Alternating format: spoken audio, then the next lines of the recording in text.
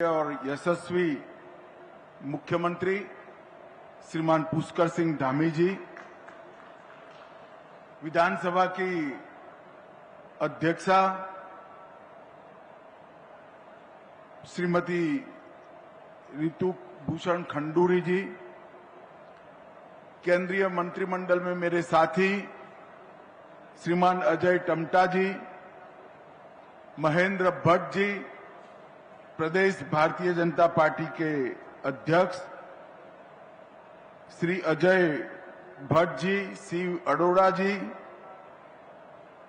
मंच पर उपस्थित जिन्होंने पूरे देश को योग, आयुर्वेद और भारतीयता के तरफ ले जाने में बड़ा योगदान किया है, ऐसे पूजनीय बाबा रामदेव जी, डॉक्टर सुनील राय, अध्यक्ष यूपीएस शिक्षण संस्थान, श्री पवन अग्रवाल जी, राज्य के मुख्य सचिव महोदय, यहां पर उपस्थित सभी जनप्रतिनिधि, सांसद, विधायक और आज उत्तराखंड के विकास को गति देने के लिए यहां पधारे हुए सभी उद्योजक भाइयों बहनों और उपस्थित सभी भाइयों बहनों को मेरा राम राम प्रणाम।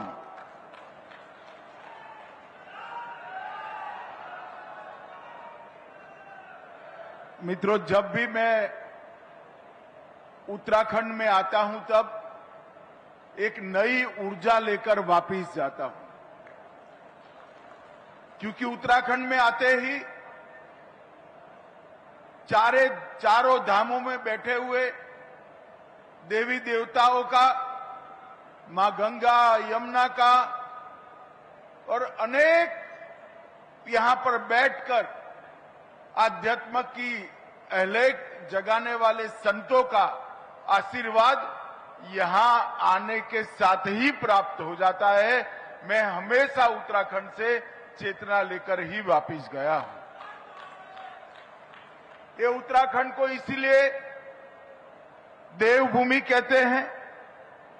एक और तो पर्वत की चोटियां पूरे भारत को ही नहीं, पूरी दुनिया को आध्यात्म की ऊंचाई पर ले जाने का काम करती हैं। यहां बसे हुए संत महात्मा हजारों वर्ष से गंगा के साथ बहती अपनी भारतीय संस्कृति को और मजबूत और पावन करने का काम कर रहे हैं। और यहां की नदियां आधे भारत का पीने का पानी, खेती का पानी और जीवन को दान करने का काम यहां की नदियां करती हैं। प्रकृति और संस्कृति, इसका यहां एक अनूठा संगम हमें देखने को मिलता है। परंतु आज यहां पर उत्तराखंड के विकास उत्सव के लिए मैं आया हूं। भाइयों बहनों, 2023 में ग्लोबल इन्वेस्टर समिट जब हुई, मैं इसके समारोह में आया था और वहां पर मुझे एक चिट पर पुष्कर जी ने लिख कर दिया कि साहब 3,56,000 करोड़ का इन्वेस्टमेंट हो के एमओयू आए। मैंने पुष्कर धामी को वैसे ही कहा था कि पुष्कर जी, एमओयू लाने में कोई पराक्रम नहीं है, उसको जमीन पर उतारने में पराक्रम है।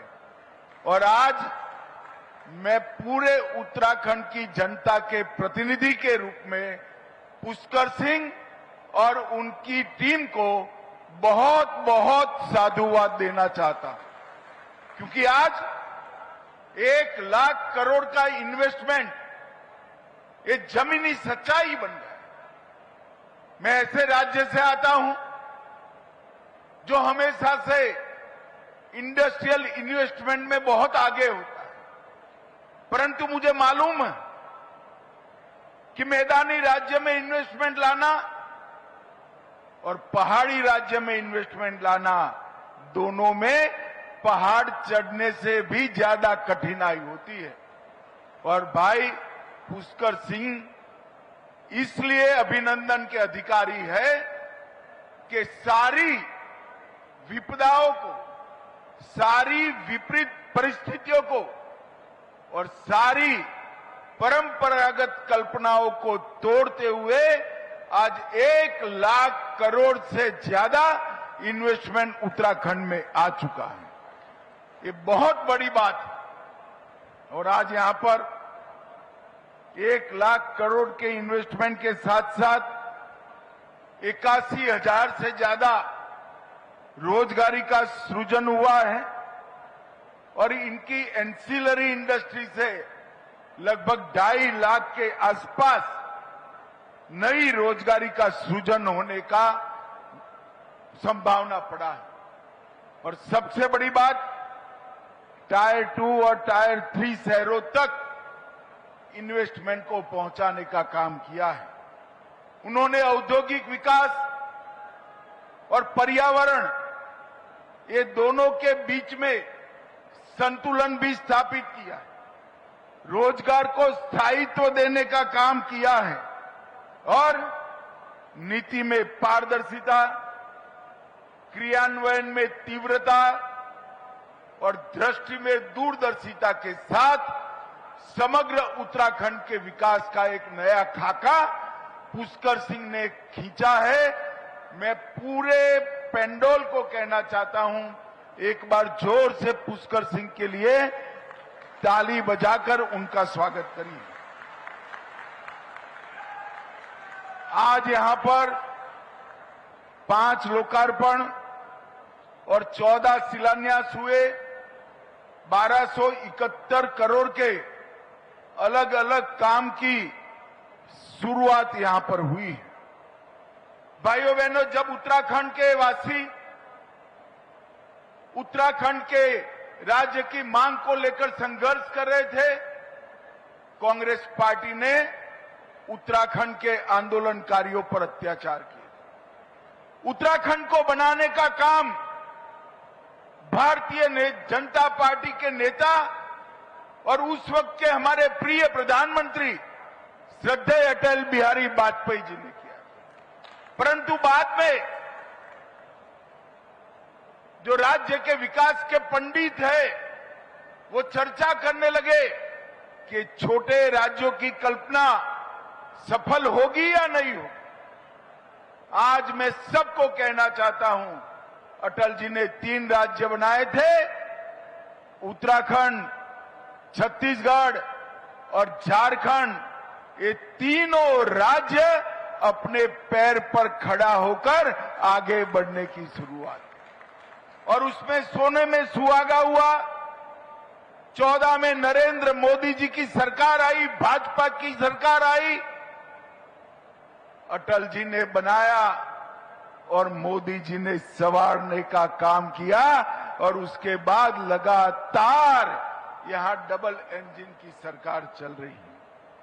मोदी जी ने विकास का जो पूरे देश के अंदर एक खाका खींचा, इंफ्रास्ट्रक्चर का विकास हो, एजुकेशन पॉलिसी में स्पष्टता लानी हो, देश की औद्योगिक विकास की नींव डालनी हो, अर्थतंत्र को आगे बढ़ाना हो, हर क्षेत्र में मोदी जी ने कई रिकॉर्ड बनाए। इंफ्रास्ट्रक्चर की मैं बात करूं, राष्ट्रीय राजमार्गों की लंबाई में सिर्फ 10 साल में 60% वृद्धि नरेंद्र मोदी सरकार ने की। ग्रामीण क्षेत्रों में नई 8 लाख किलोमीटर गांव को जोड़ने वाली सड़कें बनाने का काम किया है। 333 जिलों में सुविधाजनक वंदे भारत ट्रेन पहुंची। 45,000 किलोमीटर का रेलवे कई लाइनों का विद्युतीकरण हुआ। 88 नए हवाई अड्डे बने और इनलैंड वाटरवे कार्गो में 11 गुना वृद्धि ये 10 साल में हुई। भाइयों बहनों, और इस सब का नतीजा है कि अटल जी इस देश की अर्थव्यवस्था को 11वें नंबर पर छोड़कर गए थे। मोदी जी 10 साल में 11वें नंबर पर से चौथे नंबर पर देश की अर्थव्यवस्था को लेकर आए। और आप लोग चौथे नंबर की अर्थव्यवस्था से खुश हो, मगर मेरी बात आज घर जाकर अपनी डायरी में लिख लेना, 2027 में हम विश्व की तीसरे नंबर की अर्थव्यवस्था बनने जा रहे हैं। जिस तेज गति से विकास आगे बढ़ा है, निर्यात हमारा 2 गुना हुआ सर्विस का और 76% निर्यात बढ़ा।